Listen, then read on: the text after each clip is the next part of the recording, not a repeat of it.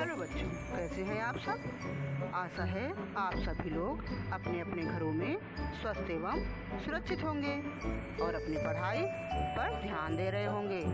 तो आज हम सब बात करते हैं हिंदी व्याकरण भाग 3 पाठ 1 के अंतर्गत भाषा नामक शीर्षक के बारे में, जिसका प्रस्तुत है भाग 3।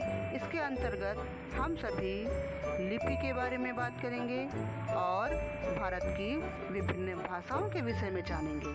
तो बच्चों, इसके पहले आप सभी ने भाषा की परिभाषा और उसके अर्थ के बारे में समझा और उसके बाद हम सभी ने भाषा के भेदों के बारे में पढ़ा। भाषा के कितने भेद होते हैं? भाषा के 2 भेद होते हैं, मौखिक भाषा और लिखित भाषा। मौखिक भाषा मुख से बोलने वाली भाषा, लिखित भाषा लिखने वाली भाषा। तो बच्चों, आइए बात करते हैं भाषाओं के बारे में। बच्चों, भारत में अलग अलग राज्यों के लोग अलग अलग भाषाएं बोलते हैं। जो जिस राज्य में रहता है वो वहाँ की भाषा को बोलता है ना। तो बच्चों, नीचे कुछ राज्यों की भाषाओं के नाम लिखे हुए हैं, राज्यों के नाम और उनके सामने उनकी भाषाओं के नाम। तो पढ़ते हैं आगे। तमिलनाडु राज्य में कौन सी भाषा बोलते हैं? तमिल। असम में असमिया बोली जाती है। पंजाब में बोले जाने वाली भाषा का नाम है पंजाबी। गुजरात में गुजराती बोलते हैं। बिहार में हिंदी और बिहारी भी बोलते हैं। केरल में मलयालम भाषा बोली जाती है।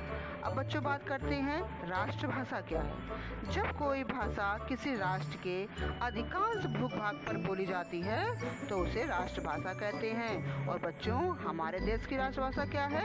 हमारे देश की राष्ट्रभाषा है हिंदी। अब बच्चों, बात करते हैं लिपि। प्रत्येक भाषा की मौखिक ध्वनि को लिखने के लिए विशेष चिन्ह निश्चित किए गए हैं। ये निश्चित चिन्ह ही लिपि कहलाते हैं।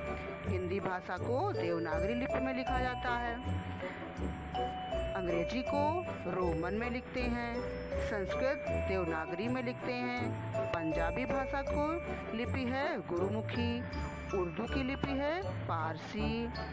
तो बच्चों, ऊपर दिए गए उदाहरणों से वाक्यों में मैं भारतीय हूँ को अलग अलग प्रकार से लिखा गया है। आप देख सकते हैं, जिसमें विभिन्न प्रकार के वर्णों का प्रयोग हुआ है। यही वर्ण चिन्ह लिपि कहलाते हैं। तो बच्चों, आप देख सकते हैं कि मैं भारतीय हूँ को किस किस तरह से लिखा गया है। आगे मिलते हैं नए शीर्षक पे। तब तक के लिए बाय बाय बच्चों।